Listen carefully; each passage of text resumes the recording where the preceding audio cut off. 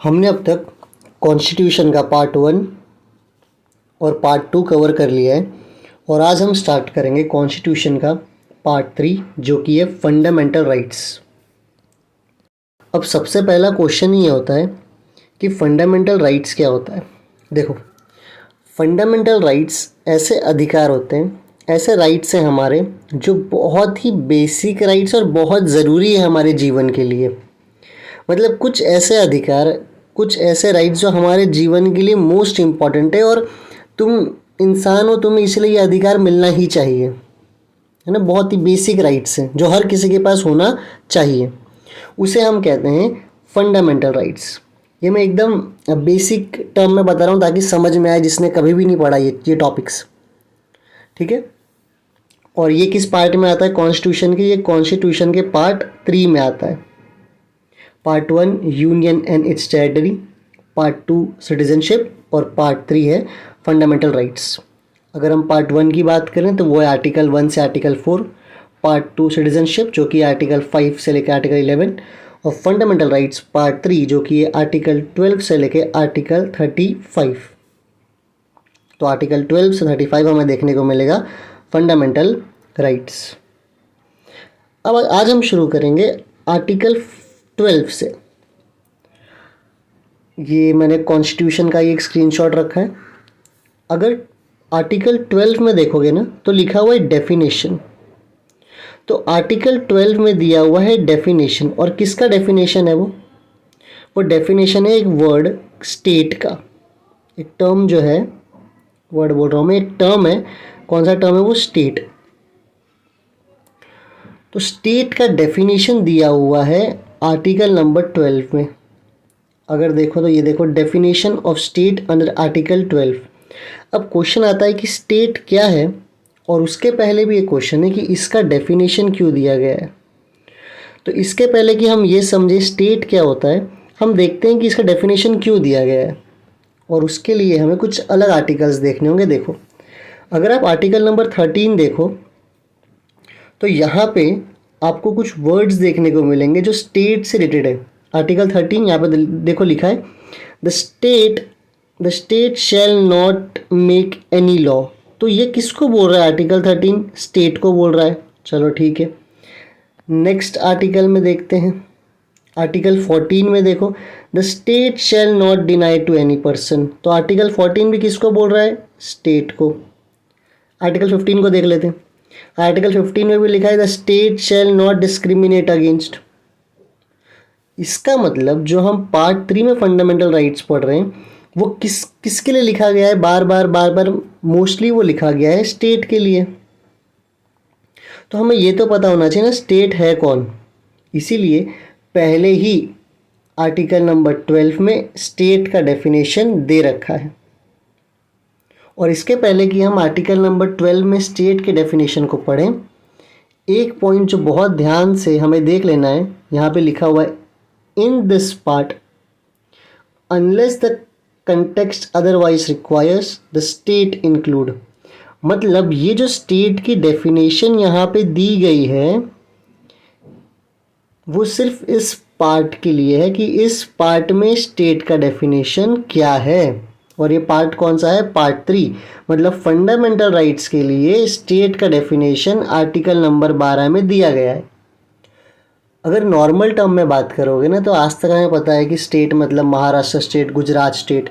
लेकिन आर्टिकल 12 क्या बोल रहा है? आर्टिकल 12 बोल रहा है कि ये वाला पार्ट जो आप लोग पढ़ रहे हो पार्ट 3, इसमें स्टेट का जो डेफिनेशन दिया है वो कहाँ पे लागू होगा? पूरे पार्ट 3 में वो लागू होगा। कब तक? Unless the context otherwise requires. तब तक लागू होगा जब तक किसी भी आर्टिकल में संविधान खुद स्टेट का कोई और डेफिनेशन ना दे। तो जब तक संविधान खुद स्टेट का कोई और डेफिनेशन नहीं देता है, पार्ट 3 में स्टेट का कौन सा डेफिनेशन मानना है? जो आर्टिकल नंबर 12 में है। यहाँ तक समझ गए? अब हम देखते हैं कि ये आर्टिकल 12 में स्टेट का मतलब क्या है। मैंने आपको दिखाया हर आर्टिकल में स्टेट देखने को मिलेगा कि स्टेट को ये काम करना चाहिए, स्टेट को वो काम करना चाहिए। देखो ना 13 में स्टेट को ये काम, मैंने 14 भी दिखाया, 15 भी दिखाया। सब में बोला हुआ है कि स्टेट को ये काम करना चाहिए, ये काम नहीं करना चाहिए। तो अब हम देखते हैं कि स्टेट का मतलब क्या है। देखो, जिन भी आर्टिकल में आगे चल के हम स्टेट पढ़ेंगे, उस स्टेट का मतलब क्या है, the government and parliament of India. Total उसके 3 मतलब हैं। ये पहला वाला क्या है, the government and parliament of India. अब क्वेश्चन आएगा कि गवर्नमेंट और पार्लियामेंट का मतलब क्या। तो स्टेट के डेफिनेशन के अंदर जो पहली चीज़ है वो है government and parliament of India. दूसरी चीज़ है वो है government and legislature of each states in India. यहाँ याद रखना, स्टेट का मतलब यूनियन टेरिटरी भी आता है। और थर्ड है ऑल लोकल और अदर अथॉरिटीज़। तो इतना ही दिया हुआ था आर्टिकल 12 में कॉन्स्टिट्यूशन में। लेकिन हम क्या करेंगे ना, इन चीज़ों को समझेंगे कि गवर्नमेंट मतलब क्या है, पार्लियामेंट मतलब क्या है, गवर्नमेंट और लेजिस्लेचर क्या है, लोकल और अदर लोकल अथॉरिटी क्या है। तो लेकिन अगर सिंपल टर्म में याद करना हो कि आर्टिकल नंबर 12 में स्टेट का मतलब क्या है, तो वो क्या है, government and parliament of India, government and legislature of each state और ऑल लोकल और अदर अथॉरिटीज़। तो ये बात समझ में आई। अब इसके बाद हम खाली इनके डिटेल्स देखेंगे, गवर्नमेंट और पार्लियामेंट क्या होता है, गवर्नमेंट और लेजिस्लेचर क्या होता है, लोकल अथॉरिटी क्या है और अदर अथॉरिटीज़ क्या क्या है, जो स्टेट के डेफिनेशन के अंदर आएगी, अदर लोकल अथॉरिटीज़। तो ये हम डिटेल देखेंगे अभी, ठीक है। आओ देखते हैं। तो पहला क्या है, गवर्नमेंट एंड पार्लियामेंट।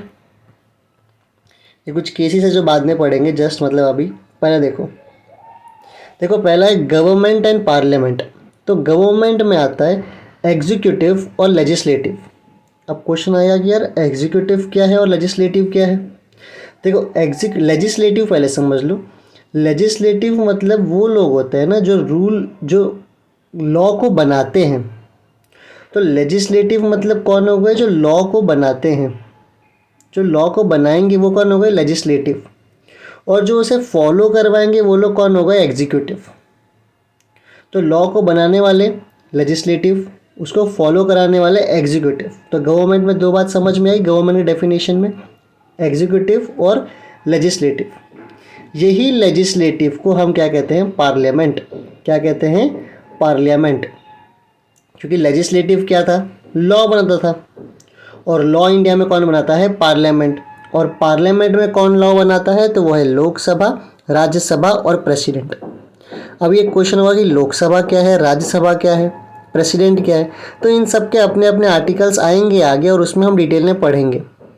पर अभी के लिए क्या याद रखना है कि गवर्नमेंट एंड पार्लियामेंट का मतलब क्या है। गवर्नमेंट मतलब ऐसे लोग जो रूल को बनाते हैं, लॉ को बनाते हैं और उसे फॉलो करवाते हैं। और पार्लियामेंट का मतलब क्या है, जो लॉ बनाते हैं। कौन लॉ बनाता है, लोकसभा, राज्यसभा और प्रेसिडेंट। अब आते हैं government and legislature of each state. तो government and legislature of each state अगर देखोगे तो ये हम किसकी बात करें, स्टेट में। अब स्टेट में भी ऐसे कुछ लोग होंगे जो रूल को बना रहे होंगे, और ऐसे कुछ लोग होंगे जो रूल को फॉलो करवा रहे होंगे, ठीक है। तो रूल लॉ को बनाने वाले और लॉ को फॉलो कराने वाले, ये कहाँ कहाँ वाले, लेकिन स्टेट वाले। ये कहाँ पे वाले थे, सेंट्रल गवर्नमेंट वाले, ठीक है। जैसे कि अगर एग्जांपल अभी सेंट्रल गवर्नमेंट में कौन है, बीजेपी गवर्नमेंट है। और कौन रूल कर रहा है वहाँ पे, प्राइम मिनिस्टर मोदी, ठीक है। और स्टेट गवर्नमेंट है, हर स्टेट में अलग अलग गवर्नमेंट होती है, तो उनमें भी कोई लॉ बनाता है और उनमें भी कोई फॉलो करवाता है।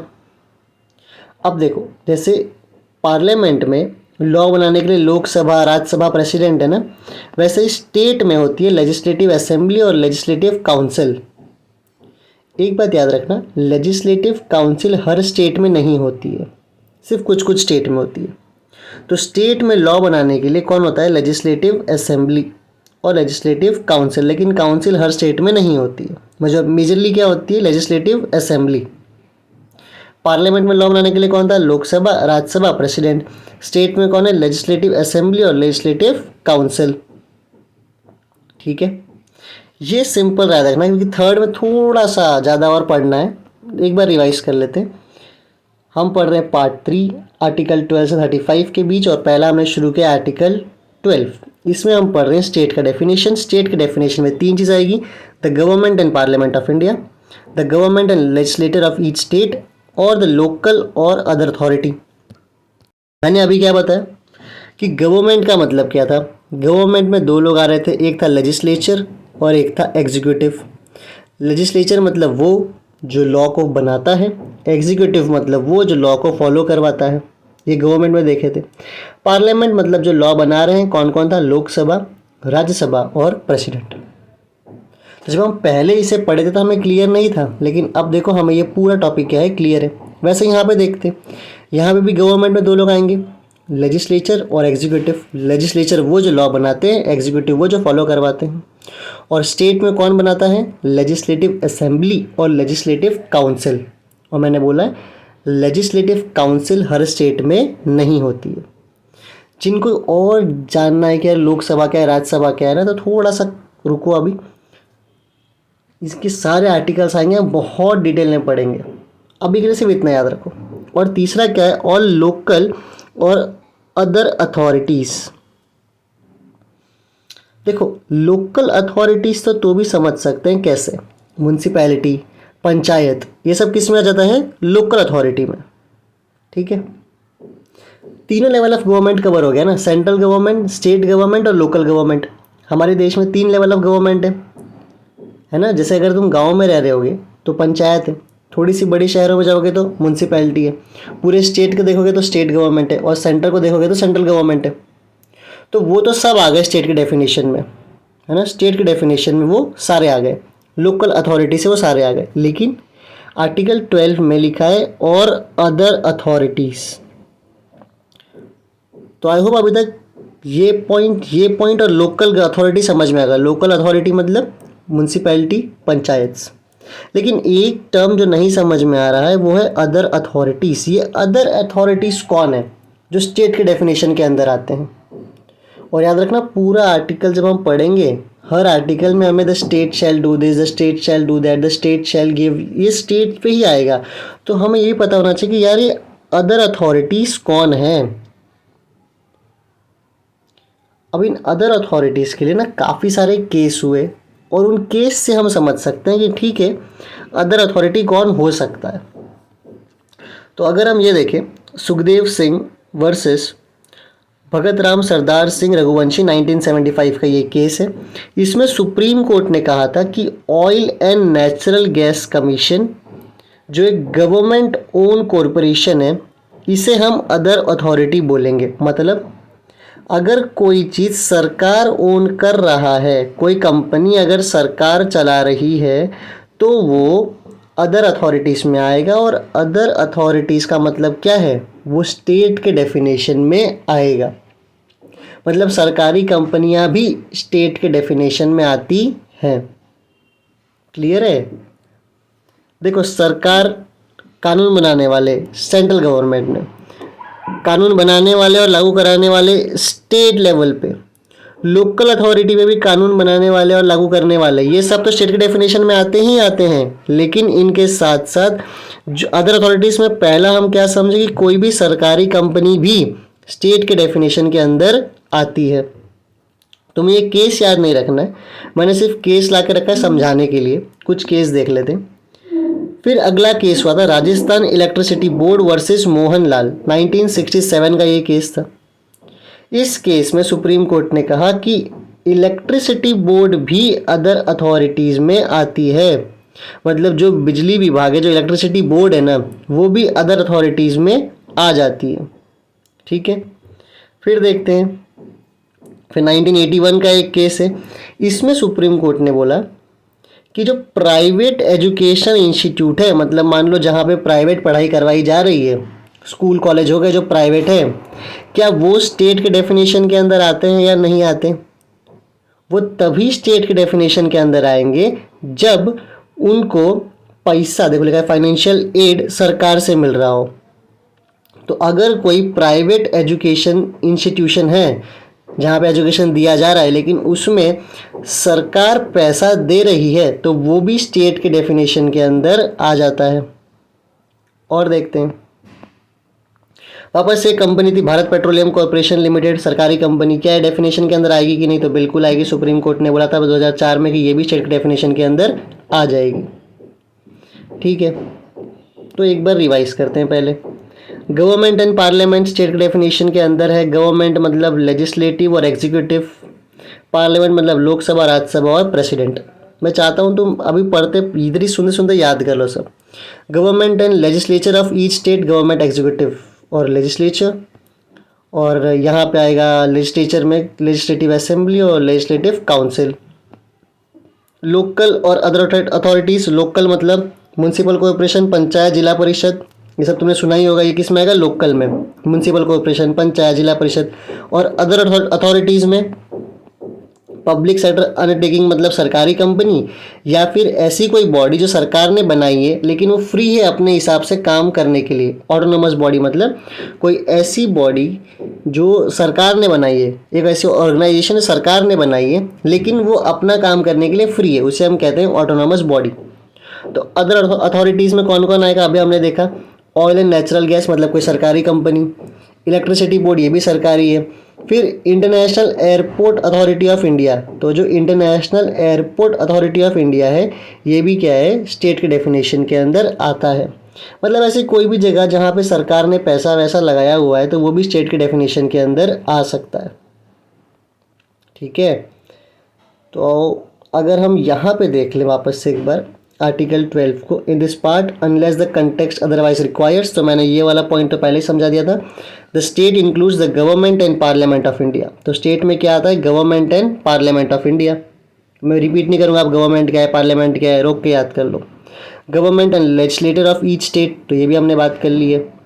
एंड लोकल और other authorities within the territory of India, तो भारत के टेरिटरी के अंदर अगर इनमें से कोई ये सब लोग हैं, ये सब चीज़ आती हैं तो वह किसके डेफिनेशन में आ जाएगी? स्टेट। क्या भारत की टेरिटरी क्या है? अगर ये मन में आ रहा है ना तो तुमने आर्टिकल 1 से लेके 4 स्पेशली आर्टिकल 1 ध्यान से नहीं पढ़ा है, क्योंकि वहाँ पे हमने बात की थी कि टेरिटरी ऑफ इंडिया का मतलब क्या है, तो एक बार उसे देख लेना जाके।